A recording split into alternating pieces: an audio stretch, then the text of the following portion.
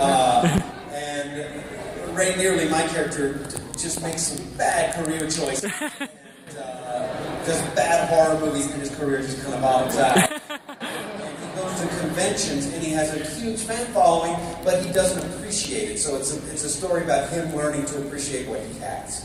And we made two little 10-minute episodes. We made 13 of them last season. It did really well, and I can tell you, for those people who like it, it's on iTunes right now if you want to check it out. But and you have to get it soon, because I think it might be going away. We're going to make a season 2.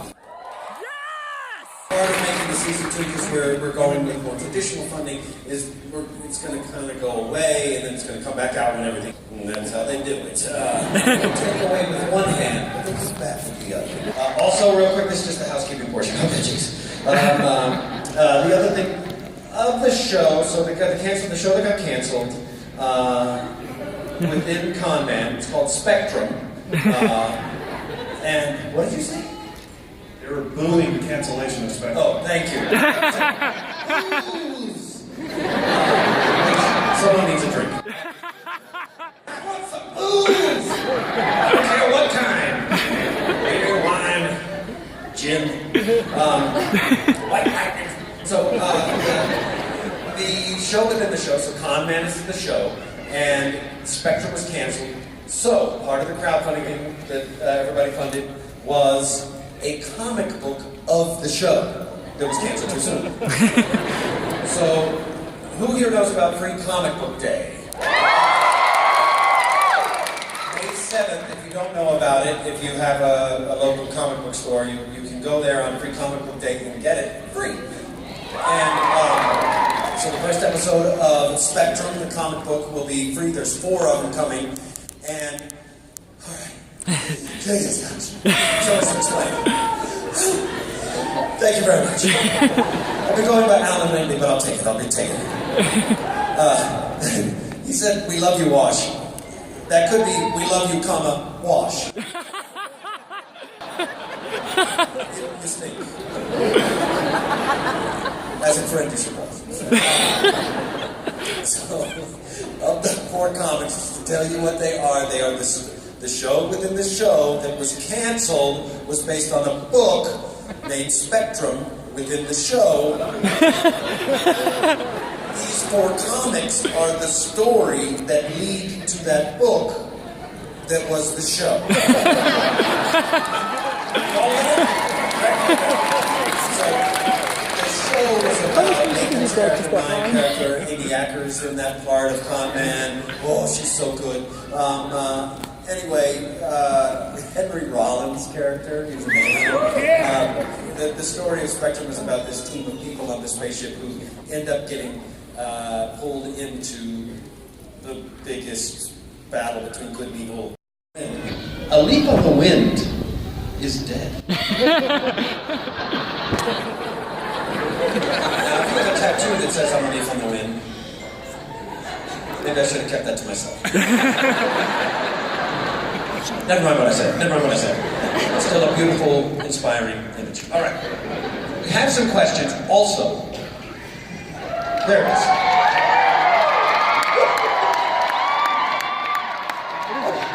Oh, I know what you're cheering. You're cheering for those who know what this is. I have some. All right. I call it my bag of shit. I apologize. It truly is, especially today, a bag of that. I don't take it off.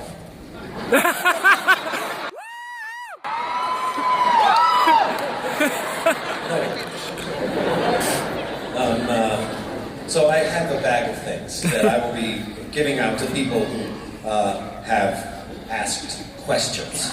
So if that inspires you to ask that question or to think of one, standing in line, I don't know what I'm going to ask you. Something. Give me something. All right. Where is it? Oh, right here. Okay, great. Hi. In your Con Man series, you have a lot of guest celebrities. In Con Man? Yes. Brilliant. Who was the most interesting person to work with? Who's the most interesting person to work with? I can't pick myself. I thought you said Cam Pinkercell. Cameron Pinkercell. Z was good. I got to work with so many people that I've wanted to work with. One in particular, and this is just because he made me laugh so very hard. And I pride myself on not laughing on set, not breaking up. And he made me laugh so many times. His name is Greg Wilson. He's not a con goer. He's a comedian, but he and I went to high school together. He is a comic. We were like class clowns together. And he plays, if you've seen it, he plays the Tooth Fairy in the signing, where I'm doing all the signings, the last one in the thing. And he says, Giorgio, and he's Hispanic, so he can make fun of his people. Giorgio, help me forget what happened to my village. I burned it down. He would always touch my hand before he said it. You can kind of see in the things below where I burned it down. If you're getting the DVD, you'll see the outtakes where I just cannot get this great face. He ended up having to, when they did my cover, say, concrete pillar. Because it would make me laugh, and I could get through it and go, all right, so what this is a welcome packet to Vancouver.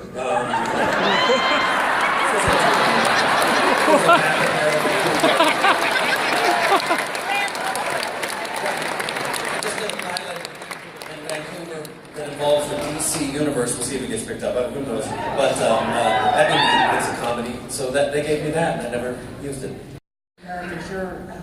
Your history of acting is everything from a psychotic killer to the king of Candyland. So, what draws you to a particular?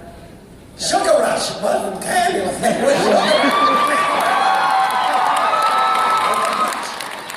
There's a left game.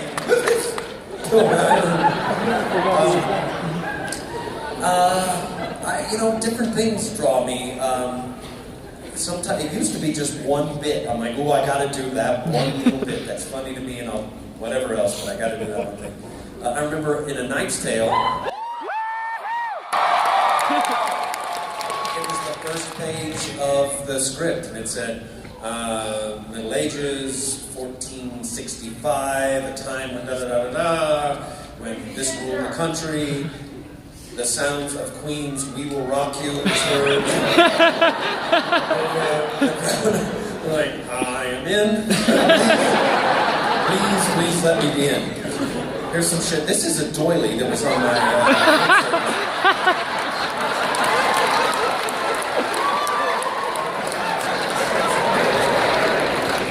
Oh, look at that. That's beautiful. I think you can sew that into something. It's paper. You know what? Could y'all get another? Is there another chair back there I can put my bag of shit on? Yes, I guess I could use the table. Let me use the table. No, that's okay. I'm going to use the table as a footstool. No, that's okay.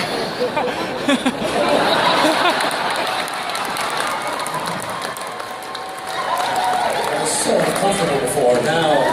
It was weird that you had to ask for that chair. Yeah, I know. Come on, my footstool. Thank you. Next question. All right, now that you're comfortable. Yes. Yes. Okay, so I'm kind of playing off the last question. You had so many different roles. If What? you... I'm sorry. That's normal. I've had so many different roles. Cinnamon rolls. Sourdough, please. Orange roles. Yes. Yes. Okay, so if you could choose one character to actually become and carry out for the rest of your life, who would it be? Well, I mean, if I said Wash, would I be dead? I'd like it to be Wash. I really like those people, and I get to fly a spaceship. And I have a beautiful wife. It's a dangerous world to be in, but how cool. I still miss it. Okay, here's some shit. This was an envelope that evidently had something in it. says, attention, Alan Tudyk. I evidently gave it my attention. And now I'm giving it to you. You can put anything in there, sandwiches, pills, anything. Fabric swatches. Yes. All right, so my question is about some of your animated films that you've been in. Yes. I've noticed that in Frozen, you keep correcting everyone saying that you're the Duke of Wesselton, Wesselton. when they keep saying Weaselton. Not Weaselton. And then in Zootopia, you do the exact opposite. Correcting to Weaselton. Was that your idea, or was it Disney's idea? That's Disney's idea. That was a Disney idea. They're very cool with stuff like that. And even in Duke Weaselton, who's selling knockoff Disney movies, one of the movies he's selling is Wreck-It Rhino. Like they play in that, and you can always see stuff online with like, here's some inside little hints and things that you didn't maybe catch the first time around. So that's, yes, it was their idea, that's their sort of thing. Oh yeah, this is great. This is contact solution.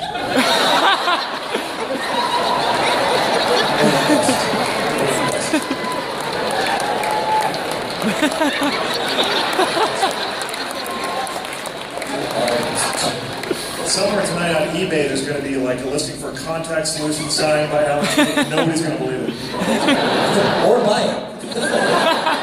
Yes. Hi, I was really excited when I heard you were going to be in Rogue One. Thank you. I was wondering if you could tell us anything about your character or any exciting stories from that. No, let me see what I can give you. Exciting stories. Let me see. Is it live action? Here's an exciting story. I think I can tell this story.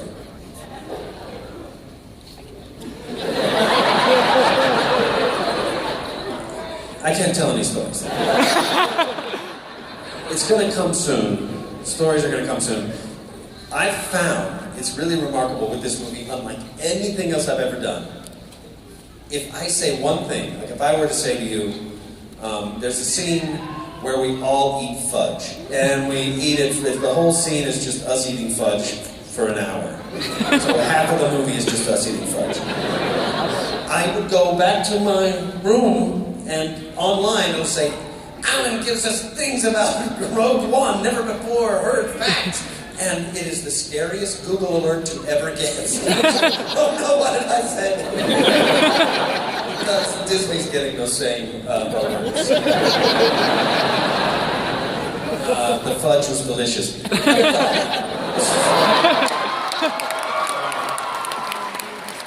That's actually worse on that.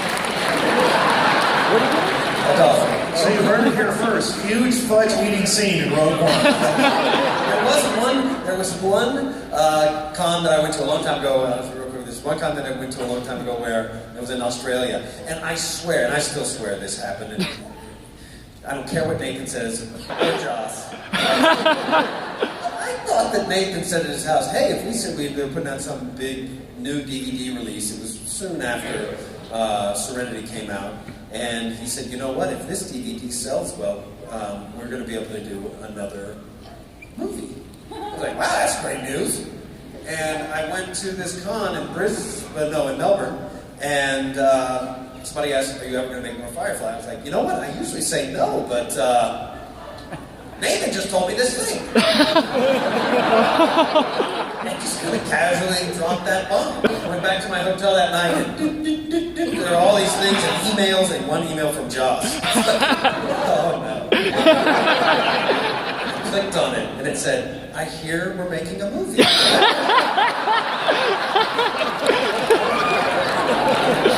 can't wait to read it. Who's directed? So,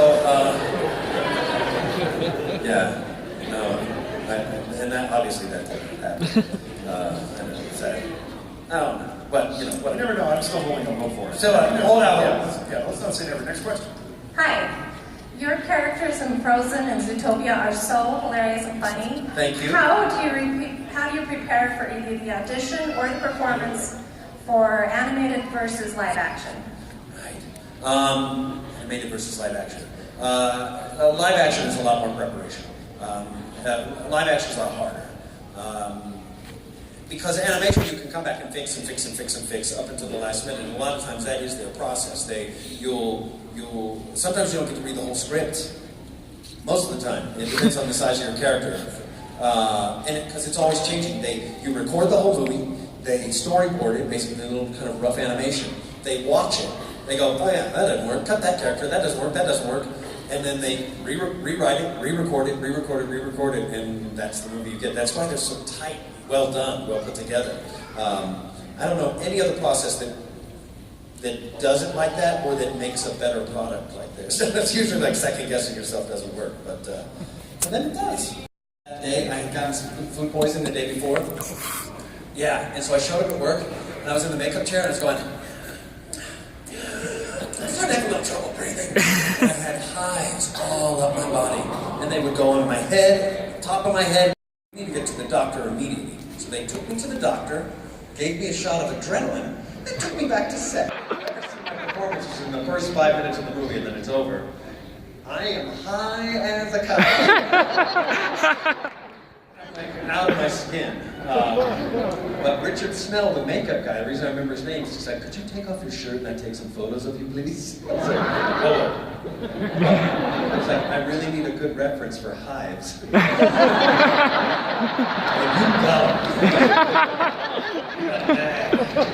So he took all these photos of me, of my hives, and then he ended up being the guy. And it was a meeting, and he's like, so you're playing a pirate?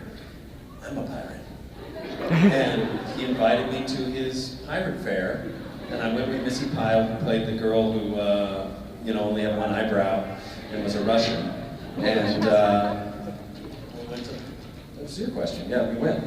Do I get something because I asked a question? Oh my goodness. I feel like it's kind of cheating, but I'll take it. Who's filming this one here? Oh yeah, here we go. Powerless. Powerless is the name of that pilot. Here you go. This is Transpo Alan. Well, that's my full name. It's Alan Ray Tudyk. Not the Ray Nearly from Con Man, isn't he? Cool. Okay, great. Next question. In our home, Tudyk versus Evil is the movie. In that movie, what was your? Did you have any experience that was most mortifying or hilarious? Mortifying or hilarious. Every day was mortifying in this way. Mortifying. It just was a tough morning to start out. I would show up into my room, and in the character, if you've seen Tucker vs. Evil, there's a wood chipper scene. And a college kid jumps in, wood chipper. He just hucks himself right in. And blood is spewing in my face and all over the place. And after that scene, which was pretty early in the shoot, my shirt had this blood pattern, and that they couldn't match on another shirt, so I had to wear the same shirt every day. So I would come into my trailer, and it could stand up on its own. You put this armor on, and then they would spray you down with water on these cold days, and then work it and work it and work it until it became fabric again. And that's how it was for that. Here it is. I just found this. I didn't know this was in here. This is a ticket to the premiere of Zootopia. There you go. All right, next question. Hi, I really loved your character in Zootopia, Duke Weaselton. Yes. And I just want to ask, how do you come up with each voice in each Disney animated film to make them unique and different from each role you play? Sometimes they give me a suggestion, like King Candy. They said, watch Ed Wynn. We would like it to be Ed Wynn. If you know Ed Wynn, if you ever saw, thank you, Mary Poppins. He was in a lot. He was that Mad Hatter, but he was like an old staple voice actor for Disney.